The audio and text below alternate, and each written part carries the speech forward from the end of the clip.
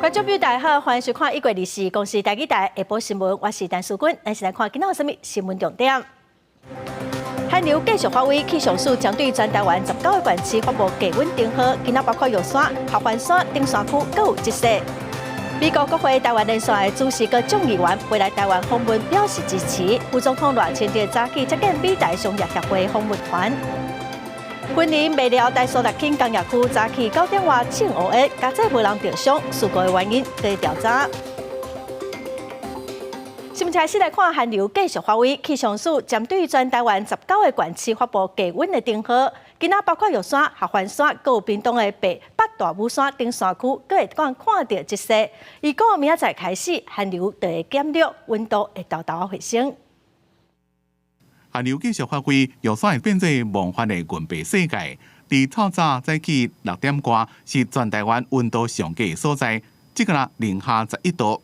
气象站的人员唔惊到寒冷的天气，伫咧青岛太阳能板顶头会洗。合欢山上山楼附近洗高度有加要10公分，不过伫咧水气慢慢变少，一早起就出日头，照到白色的山头，风景看起来真水。山上天气晴朗，出大太阳。山上因为海拔高，气温低，目前尚无融雪的现象。太平山伫咧21日早起温度是伫咧零下2度到0度之间，雪已经无伫咧落啊，路面经过评估是安全的，所以水防林道甲蹦蹦车拢正常开放。伊若伫屏东县北大武山，山顶的雾气伫咧树枝顶头结做冰了，袂输敢若是嗅着白色的糖霜。大武石8 K 以上零线，这么结树霜。那因为目前呢水汽减少，那预估可能在中午之后，那这个雾凇的情形就会消退。伫今仔日平地上低温度是外岛的马祖，即个2.9度；伊若本岛是苗栗大河的6.8度。气象署讲，就要到25拜四日时开始寒流减弱，温度才会一天一天慢慢回升。北部的温度虽然逐日在回升，不过白天的气温基本上都还是在20度或20度以下。那在中部或南部呢，白天的气温慢慢回升之后，大家要留意到就是中南部的日夜温差会比较大。伫水气慢慢减少，降雨区域大部分拢伫咧贵人北海岸、东北部或者是北部的山区，会一寡局部降雨。尤其是西半部地区，早暗的温差会愈来愈大，民众要特别注意穿较少咧。记者综合报道。再来看美国国会台湾连线共同的主席众议员贝拉，还有迪亚士巴拉特，因今仔早起未来台湾访问。这是台湾选举了后，美国头一个国会访问团。议员表示讲，因亲身来台湾，未来表达对于选举结果的支持。明仔载嘛按算要甲总统蔡英文、和副总统赖清德见面。今仔早起，赖清德嘛接见美台商业协会访问团，伊搁再强调讲，上任了后会来维持台海现状，守护印太的区域和平。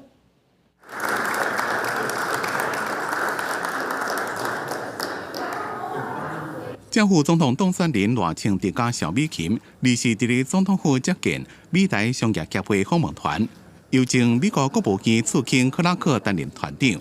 克拉克也恭喜赖清德当选，希望未来会当加强台美经贸关系合作。We wanted to come here as a sign of respect and support and a pledge commitment to Taiwan and the future. 未来我将带领新政府团队继续坚定守护民主、维持台海现状与捍卫印太区域的和平稳定。赖清德向美国访问团重申维持台海现状的立场。在这个时阵，美国国会台湾连线共同主席众议员贝拉也有迪亚士巴拉特也来到台湾。这是大选过了第一个美国国会访问团。贝拉讲，因来的目的是要表达对台湾选举的支持，一个加强美台之间强烈的经济甲国防关系。另外，也甲总统蔡英文一个总统当选人赖清德见面。We are not endorsing Taiwanese independence. Taiwan is a province of China. 伫进前菲律宾总统小马可是因为伫社群平台祝福赖清德当选台湾的总统，中国对此强烈抗议，甚至中府的官员也阁互相呛声。小马可是23伫咧接受美国媒体专访时阵，澄清祝福赖清德的言论是具有礼貌。菲律宾依然是坚持一中政策，无支持台湾独立，也强调菲律宾支持和平，无希望发生科学冲突。记者综合报道。中共嘛是佮继续搅了咱台湾，国防部早起发布讲，侦查到中共的军机7个架次，中共的军舰5只，佮有1粒空飘气球经过台湾的北部，离基隆的西方57海里的所在。另外，陆军的机部第234旅伫屏东三军的联训基地展开旧历过年前上大规模的操演。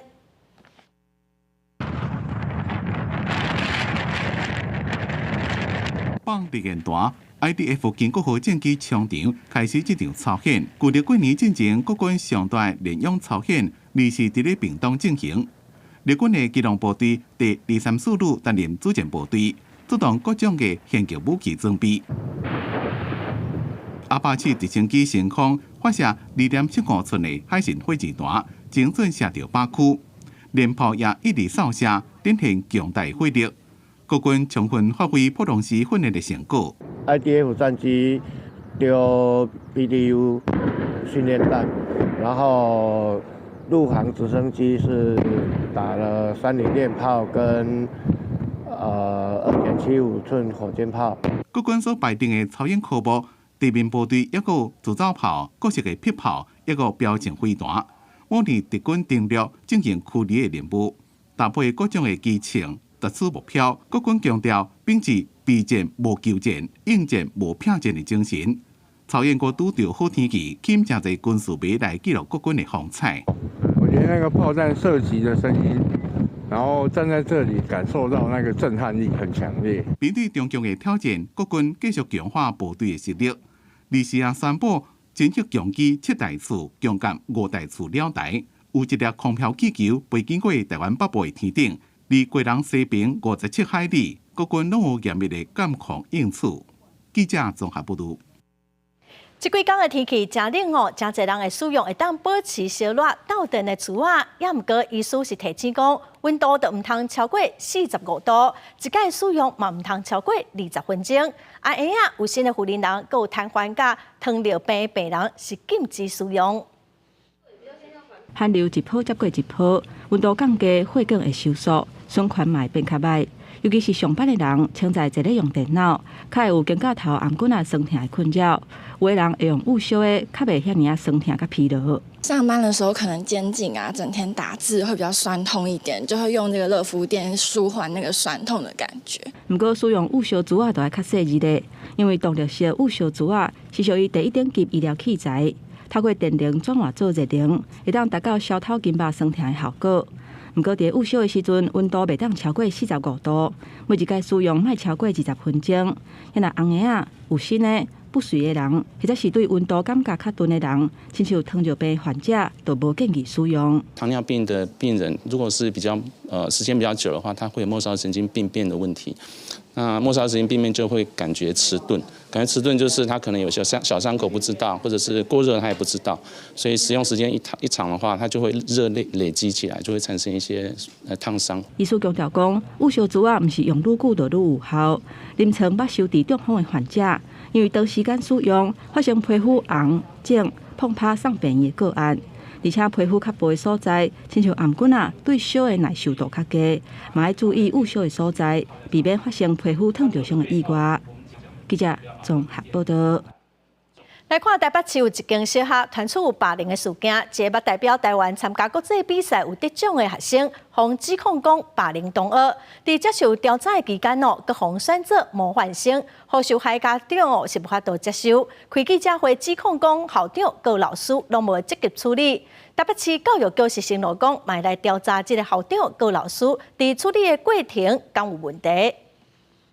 但是我希望我们的挺身而出，能够让我的孩子是最后一个被模范生暴力殴打的孩子。想到家己的囡仔受到伤害，做家长的情绪真激动，靠袂停。伊出面指控台北市某一间国小的经济小国小 F 学生，在4年的时阵，用肢体霸凌特定的同学，时间要到1年，也捌伫咧上课时阵摕家刀、铁锹甲人恐吓。我们的孩子到今天，即使听到模范生的名字，都会感到恐惧跟害怕，再次被他肘击或飞踹。我的孩子被拿剪刀、铁枝恐吓说：“我要杀了你。”代课老师还可以装作没看到。这不是一般小朋友的打闹嬉戏，这是一位代表台湾比赛、曾拿下国剧奖项的竞技国手。这样的力气把我的孩子打到曾经喊疼痛，也因此去就医。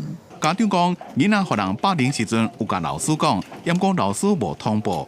命这个 F 学生伫咧被调查时阵，还阁做模范生，和受害家长无法度接受，讲学校的处理真消极。经过霸凌事件，新的一个学期能够有不一样的一些隔离的手段，学校都是拒绝的。不管是校长在处理过程当中，或者是老师是不是有知情隐匿，我们教育局都会来进行调查。如果调查属实，校长的部分就送校长成绩考核会。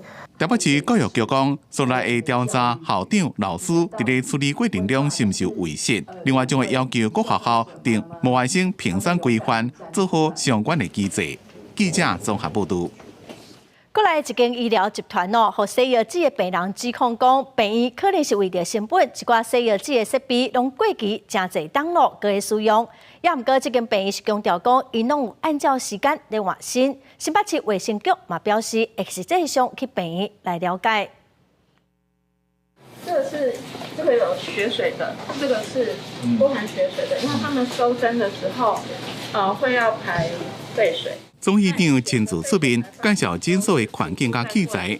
伫前年重新开幕时阵，一个办盛大茶会，也毋过即马煞传出弊端。厂商会先报价嘛，然后院长会看，可是那个金额不符合院长的祈求，他们期望，他就是各种理由去推脱，说不要换。诊所一早起就病人来看诊，里头有水油剂的中心和人水油剂，也毋过即马被指控，病院敢若是考虑到成本。相关的透气设备也个过滤材，拢已经过期真侪年啊，拢无换。顶同是病人伫咧水油剂时阵，拢无过滤保护的机制。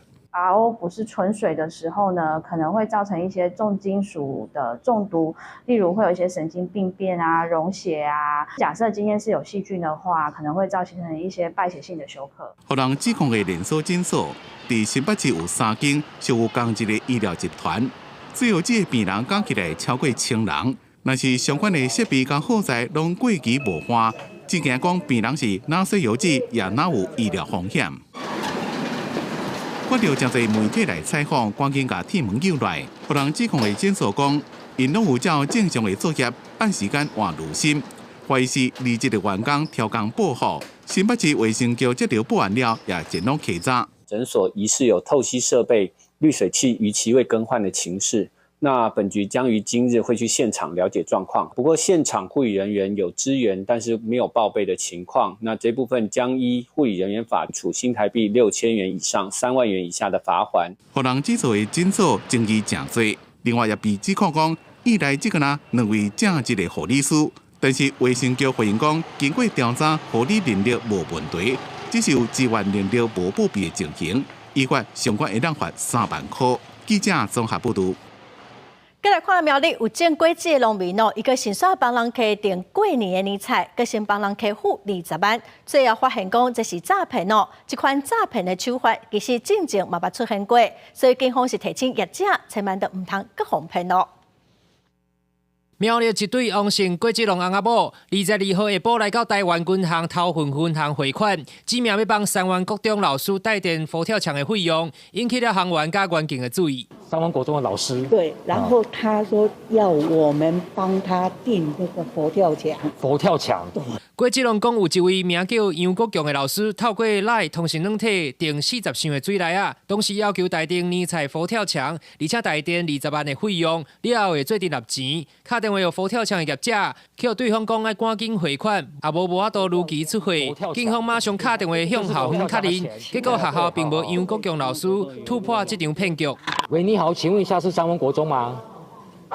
学校是不是有叫杨国强老师的？他说3湾国中没有杨国强。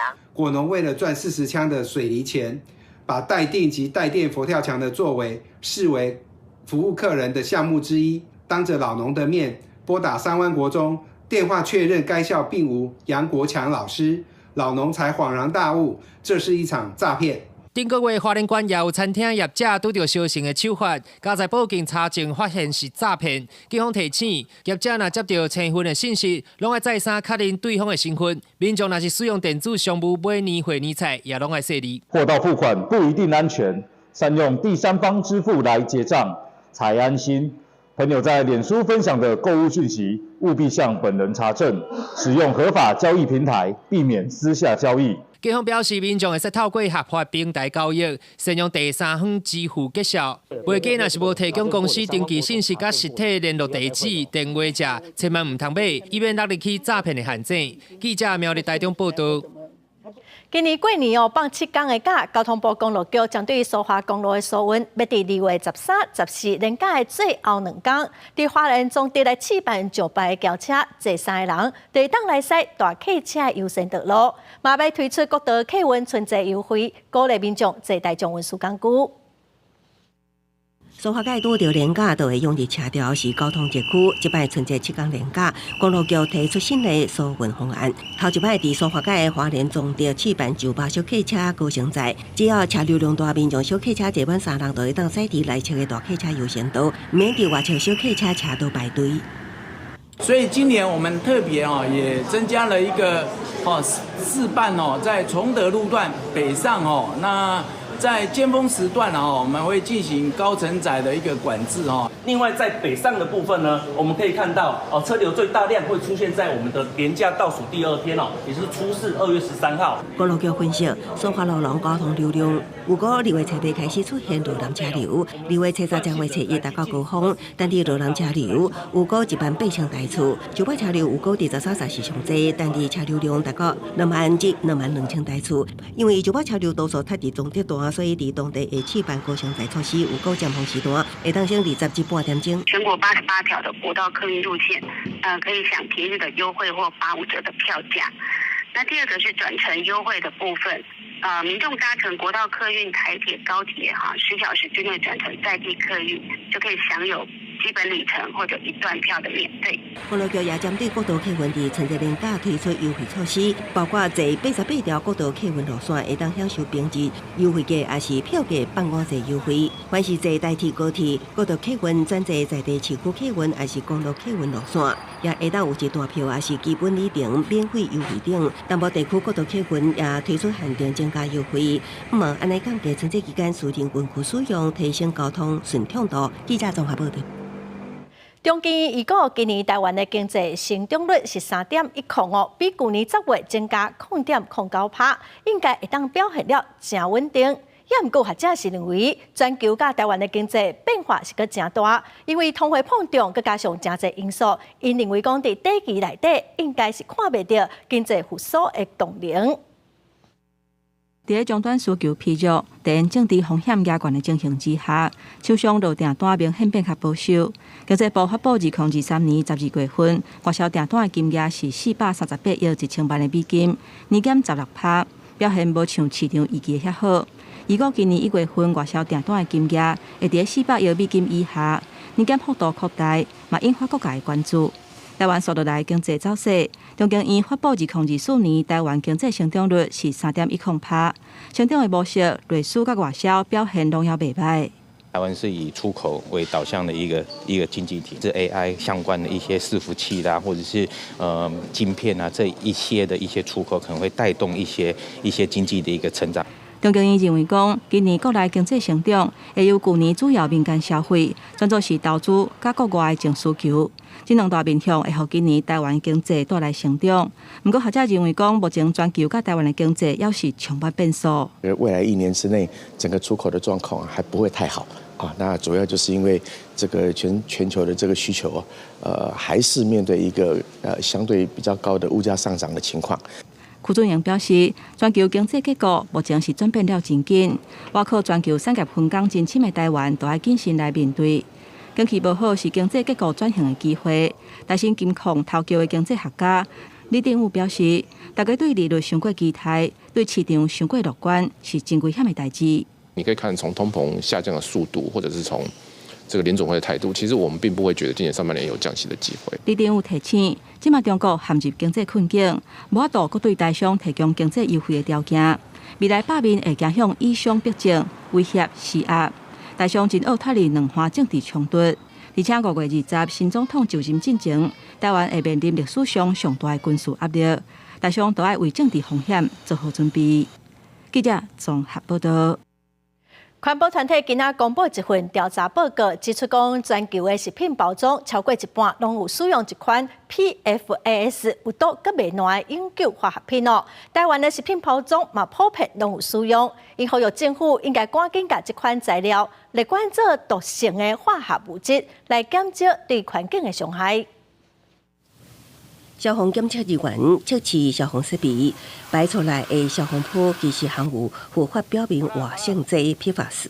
官团表示 ，PFAS 已经使用伫80年，强调是永久化学品，因为防水性好，定防使用伫素食包装等的用途，并去互人疏忽，伊是有毒性、半世纪长的特性。PFAS 几乎永远不会分解，那意思是只要我们的工业界只要生产 PFAS 的这些工厂来源，它一直生产，那这些 PFAS 就会在我们的环境以及生物的体内累积。环保团体公布一份调查报告，显示测试全球17个国家119个食品包装样本，有64个验出 PFAS， 测出率达到54%。台湾产样的包材中，8个品项，7个检测出有 PFAS。PFAS 也是一个环境荷尔蒙的一种，其实所有这些塑胶相关的化学物都可以归类为环境荷尔蒙，它对甲状腺的影响，还有肝指数的影响，还有它会在产生癌症。我们必须及早的管制所有PFAS物家族成员的生产跟阻止释放到环境当中，否则它对我们生物圈的危害将会来不及挽救。环团强调，欧美国家已经注意到 PFAS 威胁环境生态甲人类健康，呼吁政府上万伫明年进前专门列管是毒性化学物质，高鼓励研发会当替代性的产品，减少 PFAS 对环境的破坏。记者综合报道。高雄一个细条的查甫人，因为拒绝酒测罚款18万，拢个唔落罚款哦。法务部的行政执行署高雄分署就发现讲有不动产，所以申请要查封，甲要甲厝拍袂掉，这民众才赶紧去立罚单。另外嘛，要提醒观众朋友哦，最近有真侪公司拢会办尾牙，所以千万都唔通啉酒赛车。来到法务部行政署高雄分署缴费柜台，男子乖乖啊立钱，因为伊伫个林雅区的厝封查封，还可能互拍卖。多次催缴，许南都置之不理。在今年1月3号派员到他位在林雅区的透天厝查封。高雄分署表示，男子伫个前当6月拒绝酒测，罚款18万，真侪个界吹缴拢无爱插，决定要来查封伊的不动产。男子最后以分期缴钱的方式，互厝毋免互拍卖。高雄分署统计，去年规档已经替国库进销着22亿7400多万，有真侪拢是拒绝酒测的罚金互对讨。农历春节将至，民众访友参叙频繁。为遏止酒驾歪风，高雄分署自1月15号启动第4波酒驾专案执行。这里本来就不能骑欧多外的，了解？对。最近当时尾个季节，高雄公山嘛一名男子22号半暝酒后赛车，佮违规骑去咧人行道，互警方查落来了后要求酒测，最后发现伊超过标准值，互当场扣缴2档。警方嘛提醒，唔通靠势来酒后赛车，较袂影响到家己佮其他人的安全。记者王刘婷、柯正俊高雄报道。国际新闻来看，以色列针对加沙的南部发动最近1个月来上大规模的攻击，是目前双方冲突史上上严重的一届。24个阿兵哥死亡。另外，美国的中东特使目前当地埃及的开罗在开动停火和解、解救人质的协议。以色列拍算要甲加沙南部主要城市汉尤尼斯村的地区拢抢过来，发动1个月来上大规模的行动。伫咧哈马斯武装分子用附近的坦克开火了，2栋大地雷的建筑物爆炸，21位士兵死亡。另外一件攻击是3个士兵死亡。以色列重申对哈马斯的战斗会一直到摕到胜利为止。巴勒斯坦官员讲，伫过去24点真久，至少有要甲200位巴勒斯坦人死亡。自冲突以来，死亡人数已经要甲26000人。做中人的卡达工加双方伫咧进行停火讨论。We are getting a constant stream of replies from both sides, and that in its own right is a cause for optimism. 美国嘅中东特使也为这件代志出任务。 Brett is in the region. He was in Cairo today. Certainly, one of the things he's in the region talking about is the potential for another hostage deal. 科比讲，伫开罗的会谈是正冷静而且严肃，讨论的内容包括休战需要偌济时间，才有法度解救人质。埃及的态度是，甲规个局势拢平息落来，保护百姓的安全。公司新闻吴文玲编辑。 再来看，托尼基国会长已经通过瑞典加入北约的申请，也毋过最后还个等匈牙利点头答应。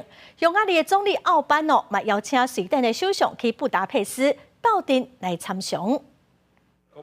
托尼基国会以287票对55票批准瑞典为因国土的安全，应对罗西亚甲乌克兰的全面入侵，加入北约的申请。北约秘书长史托滕伯格对托尼基的决定表示欢迎，而且希望匈牙利当赶紧核准。美国驻托尼基大使弗雷克发声明俄勒。Şunu görüyoruz yani İsveç anayasasını değiştirdi. İsveç yasal düzenlemeler getirdi. İsveç PKK iltisaklı insanları hem tutukladı hem yargıladı. 这个按算未来这几天内会由总统埃尔多安签署生效，所来就看匈牙利敢会点头。立场靠我罗西亚的匈牙利总理奥班已经邀请瑞典首相克里斯特森访问布达佩斯，讨论相关的代志。埃尔多安去年10月向国会提交瑞典加入北约的申请，嘛讲到美国支持对托尼基军售 F-16战斗机的案。迄当阵，就分析人士指出，托尼基互瑞典过关，军售案嘛会顺利。不过目前美国国会对这个交易也无明确的时间表。 The Swedish membership issue has been tied to the relations between Turkey and the United States, and the acquisition of American fighter jets for Turkey. So, in a great power political game, Sweden has been used to a degree as a bargaining chip. 瑞典、芬兰2022年申请加入北约，迄当阵托尼基以这两国认同库德族工人党表示反对。 库德族工人党是托尼基认定的恐怖组织。去年4月，托尼基批准芬兰加入北约，不过甲匈牙利同款，互瑞典留校查看。因若伫个以美国带头的北约内底，托尼基、匈牙利甲罗西亚有较好的关系。托尼基的拖沙，互西方的盟友害头。安卡拉当局伫这段过程当中，要求斯德哥尔摩打击激进组织，欧盟甲美国甲库德工人族看作是恐怖组织，互相伫个要求甲让步当中，瑞典会当达到目的。 公司新闻吴文良编译。最近台湾，再来看芝加哥的非营利组织原子科学家公布，今仔公布天地8的时间表哦。这是一个咱人类有偌接近家己毁灭的向定性的指标。科学家嘛已经连续第2天，把时钟调到离闭环点只剩90秒尔。因表示讲，核子武器、乌克兰甲加沙战争，佮有气候变迁等因素，造成咱人面对愈来愈大灭亡的风险。原子科学家一年一遍的世界末日预言报告，甲末日钟定伫咧离半暝只剩90秒的时间。这是末日钟自1947年设立以来，连续第2年上晚近世界末日的时阵。理由是美国、中国、俄罗斯大国之间的核武竞赛。 乌克兰加加沙的战争、气候变迁、加 AI 人工智慧，一个新生物科技、颠覆性科技的风险。China is increasing its nuclear arsenal now, standing at 500 nuclear weapons, and for the first time, at least in my adult life, there is now talk in Washington that the U.S. nuclear arsenal will have to increase also in order to match the arsenals of Russia and China combined. So in many ways, we're setting ourselves up for a three-way arms race, which is unprecedented and quite concerning. So the picture is quite bleak on the nuclear side this year. 末日钟是奥本海默、爱因斯坦等第一批研发核武的科学家所设立的，因亲目睭看到核武伫咧日本广岛长期所造成的毁灭性威力，希望借着这个象征物来向大家警告，也对领导人施加压力，来确保核武永远袂阁再被使用。末日钟的指针被刷新人过25遍，去年第一遍被调到离半暝只剩90秒，就是23点58分30秒，是毁灭风险上悬的时阵，也若今年是维持不变。公司新闻王慧文编辑。过来消息来看，婚礼未了，台塑6轻工业区今仔早起9点外传出电油厂庆乌烟，消防局赶去拍火，加载是无人受伤。县政府环保局嘛赶去现场，事故的原因搁会调查。伫时透早9点外，台塑石化基础炼油厂呛出一阵搁一阵的乌烟，有民众看到了后，赶紧由外边翕落来。当地民代嘛赶紧到现场关心状况，然后告知我们说，我们的那个基础油槽那边有出现了状况，然后传了影像给我们。那当然，我们第一时间关心是大型火灾，然后还有就是有害物质的那个挥发。云林县消防局表示，6轻这件意外事故，消防人员伫10点外左右就到现场啊，发现已经无火昏，也通报环保局等处到现场了解。是台塑石化基础炼油厂的制定发生漏油，才会导火呛烟。他们都是那个输送疑似那个重油经过碰补的时候疑似这个发生泄漏，然后冒烟。那他们场内自行启动那个洒水装置，并紧急停车。对此，台塑6轻发出书面声明，表示这个意外无造成人员受伤，后续会配合环保局等单位调查原因。因为环保局是表示，已经有为这庭当中采样，嘛已经送验，等待分析的结果，才搁做后续的处置。记者王伟雄云林报道。为了改善高铁台南站临时停车的乱象，台南市交通局今仔开始临停区限制停5分钟，嘛使科技执法的设备要来加强处理。违规停车，科技执法，请尽速驶离。临时停车超过5分钟，科技执法设备就会公布提醒驾驶赶紧驶互走。高铁台南站载客区为1月20日开始，比较桃园台中顶站实施临停区限时5分钟的管制。民众对新的规定有无同款的看法？伊车帮落来的时间，虽然他车他有跟我们讲班次，但是他还要从上面下来，我们要提早进来。如果没有车位，我们还是要绕很多圈呢。执法嘛，我们也没有办法去违反，这是可能宣导上可能要在有更好的配套之类的。好处就是说，你会比较好停，比较好接啦。虽然民众都开始要搁白管事，不过为着钱，有关系的配合，为着改善高铁台南站武东路 U 型车道载客区临时停车的交通秩序，台南市交通局今仔日开始会进行1个月的劝导，劝导期结束了后个月23开始用科技执法。采行所谓的限时临停的政策哈，那目前我们采取的方式是限时5分钟哈，那就是5分钟之内如果没有离开的话，那就可能会做执法的动作哈。那我们为了减少这个冲击原则上我们会从1月24号开始宣导，那在2月23号才会正式的开始实施哈。违规停车的部分，是处新台币900元整。好，那这边呼吁民众要前往载客的话，要养成以人等车，而不是以车等人。交通局进一步表示，新设的临时停车载客区大概会当同时停30台车，若准提早到的人，嘛会当利用高铁外口的停车场，大概是623个车位来停车，前半点钟互你停免钱。等亲友出来了后，才驶入载客区，共同维护载客区临时停车的交通秩序。记者综合报道。再来看高雄高山的渡船站，今年按说要整3只新的电动船，头一只今仔启用，伊的船身是为黄色的鸭，是煞来宣传最近黄色鸭的活动。市长陈其迈表示讲，这只新船毋但要互观光客坐，嘛来服务高山往来基顶的民众。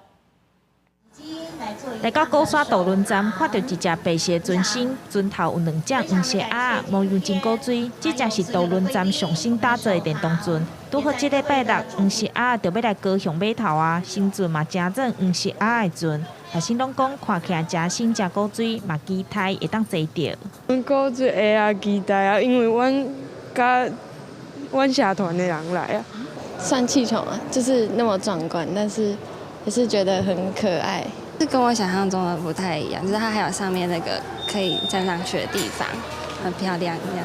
高雄市政府甲环境部做伙出经费，也是头摆由台船公司来打造，拢总有3只新的电动船，这是第1只加入服务的船。目前轮船公司有9只渡船，已经有4只是电动船。未来市府会继续换掉原底石油的船啊，来达成近零减碳的目标。好，那这是第1艘，我命名为雄战1号，所以到今年底呢，我们还有2艘，那会陆续来做交船。那我们从今天启用以后，我们就会来服务旗津到鼓山这个航线哈，让我们旗津到鼓山居民呢，可以有一个更优质的一个渡轮的服务。过去就有在地民众反映，居民平常时通勤拢是坐旧船，市长陈其迈表示，未来这只新的电动船会先服务高山甲基顶的民众，来配合这摆黄石鸭的活动，嘛唔忙会当兼顾观光。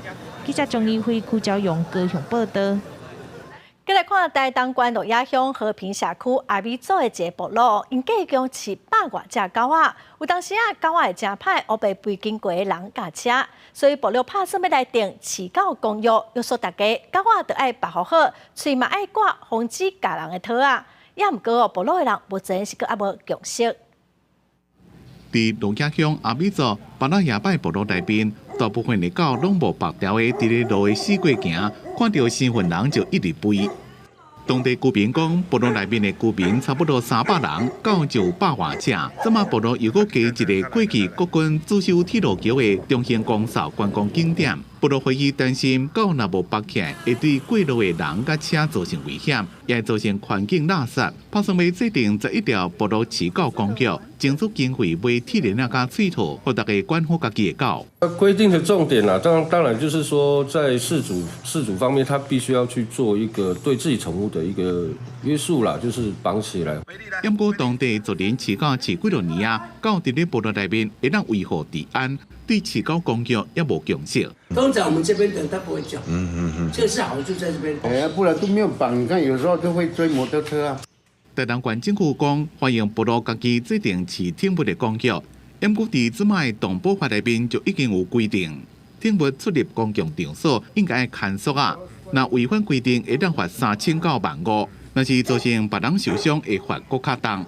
甚至如果是犬只是具有攻击性的话，那这一部分甚至罚款还会再继续更高，甚至还可以没入宠物。巴拉亚拜部落会议表示，饲狗公约内面即马无制定要安怎罚，是流程坑倒，莫互责任被罚。希望大家拢管好家己的狗，赶紧有共识，互游客来部落耍会当较安心。记者综合报道。嘉义的社区大学有教木工的老师哦，伊专门教学生囡仔安怎家具的家具，搁再翻新利用，唔那减少资源的浪费哦，搁有家己动手做创意的家具通使用。甲狗仔抹伫笋顶面，搁甲转去的门板夹做伙。木工老师讲，这种古早式的橱仔伫庄卡较常看到，若是修理的好，就毋免开钱买新的。一般都毋是开去，啊无就是零去安尼尔吼。啊，像这部分呢，拢是拄仔门无去，啊，这时阵咱就是爱照这个样式各甲复原做倒转去。为金属加工产业退休的陈家雄，因为对木工有兴趣，3年前家己打造一间工作室，有闲的时阵会替人修理家具，搁会去找拆厝拆村的料来创作。伊嘛搁利用以前学到的功夫，做木工进前的生活设计图，搁用金属加工的概念来设计做木工的机台。伊的功能就是拢是要甲查车圆啊还是车这个造型出来安尼基本上拢共款，就是讲你要甲一个金属物件做成一个作品品啊，甲咱做木工咱就是干那差伫个材料无共。陈家雄讲，伊退休了后，只想要找一个会当继续动脑筋的兴趣。伊嘛发觉讲，台湾的茶其实拢袂歹，如果会当透过创意，其实会当好好利用。成立这个工作室，是希望透过修理家具或者是木工的创作，和小物的态度甲精神，有一个会当做、佮看会到的所在。记者林慧婷家己报道。隔2礼拜特别过年咯，也毋过最近哦，新冠甲流感的疫情拢会退烧。疾管署是预告讲，过年过哦，疫情会到高峰。疾管署嘛鼓励病院初1到初3开特别门诊。另外，伫顶礼拜北部增加一个20多岁少年人流感死亡的案例，伊发生2天就失去意识，住院住4礼拜，最后也是救无回来。寒流来啊，气温雄雄降低，呼吸道病毒的危险嘛增加。顶礼拜国内类流感就医的人数是12.7万人，是最近10年同期第2悬。佫新增加30例流感并发重症病例，甲5例流感死亡个案。其中上少年死亡个案是北部20多岁男性，本身有阳性病史。去年12月底破病厝的人发现伊失去意识送医，检查研判有肺炎加溃疡性脑病变，带医4礼拜也是救无回来。在住院期间也有出现这个癫痫的状况，所以他的这个缺氧性脑病变呢，可能是从这个地方所造成的。另外，新冠疫情嘛持续升温，顶礼拜新增加615例并发症，加44例死亡病例。疾管署预告后礼拜新冠加流感疫情拢会达到高峰，而且农历春节过了后，也有一波上高峰。因为过年期间一寡医疗院所休困，为着避免急诊人伤济，疾管署嘛提供奖励，鼓励院所伫初1至初3开设呼吸道特别门诊。初1、初2、初3呢，每天如果能够至少开设2诊的特别门诊来看呼吸道感染的话呢，我们就提供1万到15000块不等的每诊次的一个奖励。另外，疾管署嘛公布甲台湾血液基金会合作，所进行的新冠病毒血清抗体监视系统，针对去年1月至6月期间，关血者的血液脑样检体，随机抽7000件，发现个人血清阳性率已经将近8成，其中17至24岁族群阳性率上悬，推测无感染新冠天选之人，敢若剩1成，还是搁较少。不过，新冠病毒变化快速，捌感染无代表终身免疫，呼吁民众赶紧注意疫苗量早得到保护力。记者综合报道。最近因为寒流有袂少过冬鸟嘛飞去南边较热闹的所在，花莲野鸟学会就发现讲，市区最近看到一只立即保育类的西伯利亚灰鹤，这款鸟啊是真少伫台湾出现哦，伫花莲是头一届看到，那么做伙来看卖。只听讲，真罕见的灰鹤出现伫花莲，袂少爱鸟的人无惊寒冷，早念起器材为全国各地赶来翕。也毋过灰鹤警戒心悬，只要有人挖进就会飞走，所以鸟友也真细腻，都惊去干扰这位人客。感觉就很开心啊，因为它不是台湾的啊，很难得看到它。就是稀少，比较少过境台湾啦。来台湾已经没几次了，灰鹤了，因为这只是小朋友。灰鹤平常热天的时，主要活动伫西伯利亚繁殖市境；寒天的时，会迁徙到欧洲甲中亚热带热带，全世界大约40万只。花莲是头一摆发现这只体型较细，研判是做无路才会飞来台湾。它在迁徙的时候，可能遇到一些气候的变化，一些比较急剧的一些天气影响啊，然后它可能这一只单独的一只，它可能走失、迷航等等，才会到台湾来。eBird 上面的一些鸟类记录来看，在花莲算是第一次出现。因为灰鹤是受到保护的立即保育类野生动物，官府也呼吁民众观赏的时唔通去干扰。乡亲们去侵扰它或是喂食它的话呢，会触犯野生动物保育法的规定，那会有1年以下的一个徒刑拘役，或者是一些并科罚金6万元以上30万元以下的一个状况。因为灰鹤爱伫产地找食，县长市政会也呼吁农友将事耕作的时，会当以礼相待，互这只鸟仔伫遮度过寒冬。记者综合报道。台中正出名的风景区彩琴贯穿，是黄永富阿公打造出来的一个所在。这几冬成真侪国内外游客来遮参观哦。昨黄永富阿公伫厝邻过身，食到101岁。警方表示讲，这阿公昨伫厝邻食到了后去休困哦。伫下晡3点外，厝里的人发现讲已经无喘气、无心跳了，是自然死亡。伊食到101岁。为着要互学生会当甲社区来连接，台中市真国中的老师设计多元的课程哦，鼓励学生囡仔用无同款的角度去认捌观察社区，这个利用模型，还是讲立体册的方式来呈现出因的观察。那么做伙来看卖。为咖啡厅到机车行，每一间店的设备拢真完整。这个模型拢是台中市真国中的学生家己完成的作品，配合四层故事这个课程。以行动力的东海相款为主题，甲在地店头甲街仔路用立体册或者是模型的方式来呈现。当初选这个是因为我对机车有兴趣，我们就是先把里面的内容一些硬体的先做好，然后摩托车就是另外用纸板还有粘土跟铁丝去加工。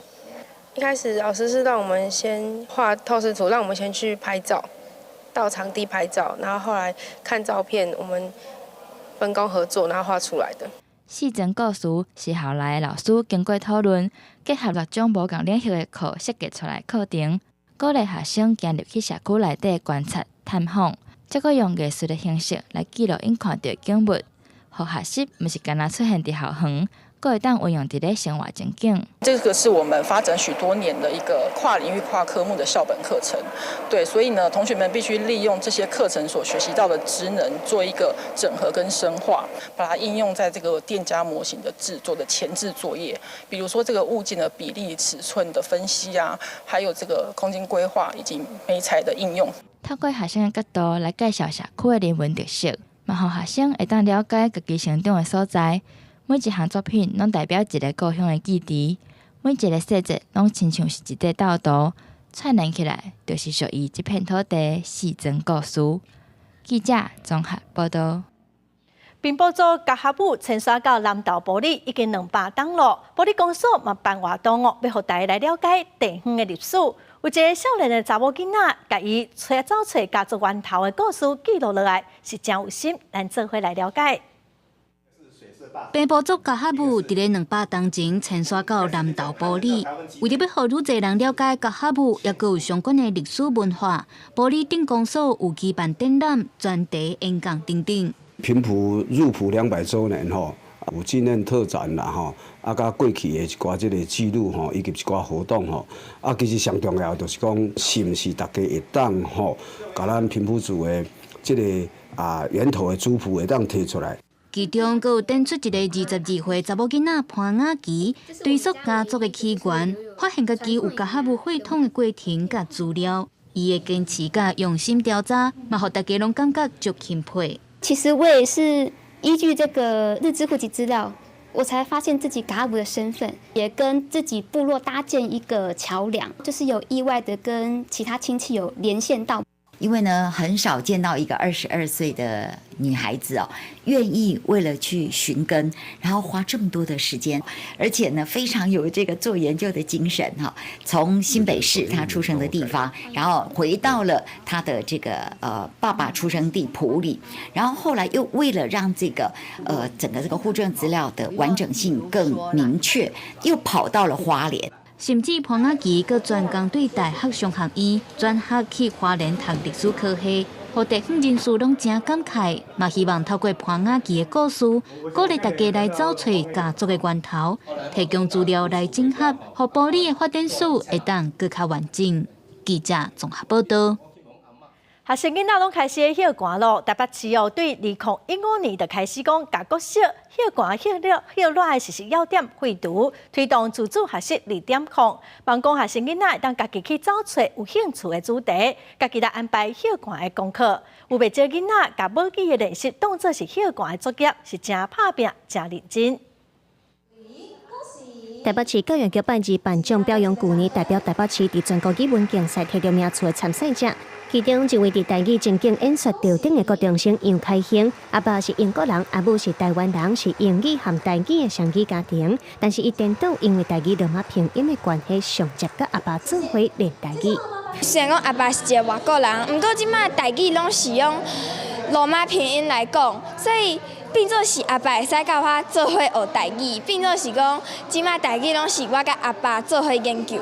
若是我有袂晓的，我就会摕互阿爸看，伊才用伊会晓读罗马拼音来甲我教。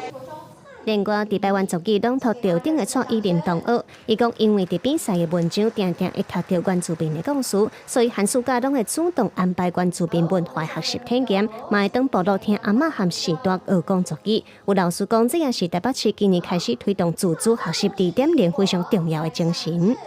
我的祖母啊，就已经90多岁了，在她还在的时候，好好陪她，然后也有一些文化的，他也会告诉我们一些故事。我们讲说，猎人学校啦，猎人学校里面他会传授一些过去狩猎怎么狩猎的一些工具，哦，它的器具怎么去制作，怎么使用，啊，或者是说比较能够很正确的认识到我们自己的文化跟自己的语言。即马学生的寒暑假作业和英国爱写一大台功课是真无共款。老师表示，像安尼学生主动去规划寒暑假作业，那对文化传承有真好的帮助。学生家己去找到有兴趣的主题，对生界规划嘛是一种真好的练习。记者卢尚如、郑准由台北报道。巴西的野生动物救援机构最近利用当地饲的滥用即代的鱼皮来治疗烫伤的动物，治疗的效果是个袂歹，咱做伙来了解。兽医根据一只手锁，将放伫电疗台顶悬，原来飞鱼掠铃，原来为处理烧烫伤的包皮布袋。巴西里约七脚卡国家公园，甲佩德拉布兰卡州立公园是全球上大两个都市森林，也是数十种受都市化危害的食灵类动物的家园。当地电疗养生动物伫八电网电缆的时阵，遭到严重电击烧烫伤，被送到非政府组织野生动物救援机构的维达利佛尔研究所来治疗，兽医利用鱼皮为受伤动物来补皮。No início, a gente conseguia ver na lesão muitos focos de necrose, muito pus, e aí a pele de tilápia foi dando pra gente direcionamento, que a gente precisava entender como ia ser a resposta de uma preguiça com essa pele. E a gente consegue ver hoje que é uma lesão que está muito viva, que tem muito sangue, que é muito importante no processo de cicatrização, tem menos dor, um animal que está mais confortável, se locomovendo melhor. 高过鱼是巴西饲真济鱼类，鱼皮当中有对洁癖真重要1型甲3型加完2倍，令互病人皮肤真紧好起来甲成长。另外，鱼皮重力、耐用度也有水分含量，也比人类皮肤较大，适合做医疗用的辅料。西雅图联邦大学研究人员都投入研发做后代，搁伫2016年第一摆用伫人类烧烫伤空气顶悬。2020年，巴西纳塔纳尔湿地发生野火了后，开始用这野生动物的烧烫伤救治。虽然鱼皮对空气恢复有帮助，不过过去1年遭到个压电烧伤，送来救治48只动物当中，依然有40只死亡，只有5只成功复原，但去大自然剩下3只还搁治疗当中。A companhia de luz tem problema, pico de energia e tem problema na sua geladeira, eles te ressarcem. Mas o macaco, que é de todo mundo, eles não ressarcem por quê? Eles não pagam por quê? Por que eles não indenizam o prejuízo coletivo, que é a morte de 3 preguiças, 20 macacos e tudo isso que a gente vive aqui? 维达利佛尔研究所认为，防治野生动物免受电缆伤害，才是上重要的代志。为避免有动物各受高压电烧烫伤，也甲公共当局合作，找出相关的解决方式。公司新闻陈世彤编译。下半部天气，咱来看国关市详细资料。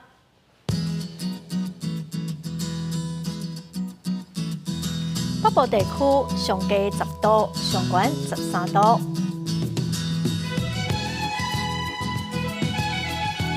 中部地区上低10度，上悬17度；南部地区上低13度，上悬20度；东部地区上低11度，上悬19度。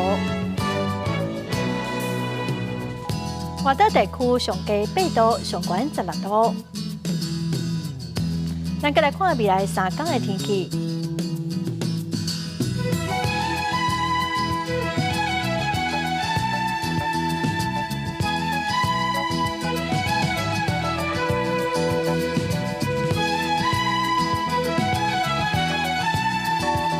感谢观众朋友收看《公视台记台下晡新闻》，我是陈淑君，明仔载下晡3点，咱再会。